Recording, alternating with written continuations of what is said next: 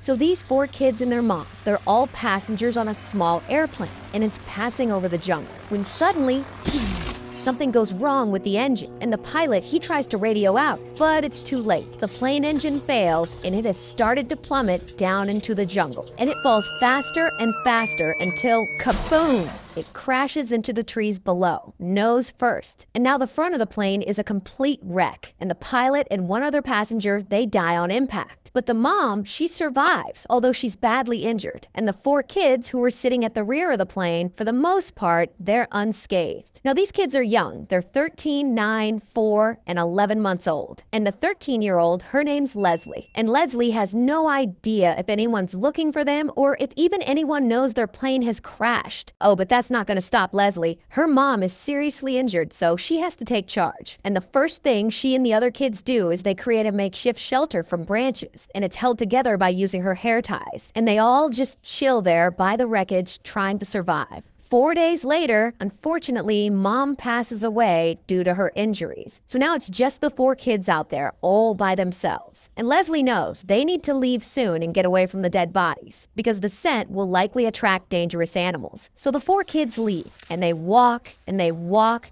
and they hide when they think danger is near. And Leslie finds fruit along the way so they can eat. And they had taken a bag of yucca flower from the plane wreckage that they had been dissolving in water so they can feed it to the youngest, the 11-month-old. And they're constantly just walking and taking turns carrying the baby. And it's the jungle, so of course it rains and their clothes are always wet. And at night the temperature drops dramatically, so they're all cold as fuck. Meanwhile, back in civilization, people are worried about the passengers on that plane. Luckily, the pilot's message was heard as the plane was going down and before it fell off the radar. So they hear this message and they start a search effort right away. But because the plane crashed in the thickest part of the jungle, this search for the wreckage is not going to be easy. So the Colombian military ends up getting involved, and they dedicate a ton of resources to this. They're sending reconnaissance flights, they're using infrared sensors and satellite imagery to try and find the plane under all the trees. They even send 110 special forces on the ground to try and look for this plane. And they still can't find it. And interestingly enough, the jungle is almost too dangerous for these special forces. It's always raining, so their clothes are soaked, and they keep running out of food, and they're constantly dodging wild animals and venomous snakes. But then local indigenous people get involved, and they start searching for the kids since they're more familiar with the area. And they have a more spiritual approach to the search, taking ayahuasca, hoping it will point them in the right direction. Now, I don't know if that actually helped much, but I'm sure they had a really good time.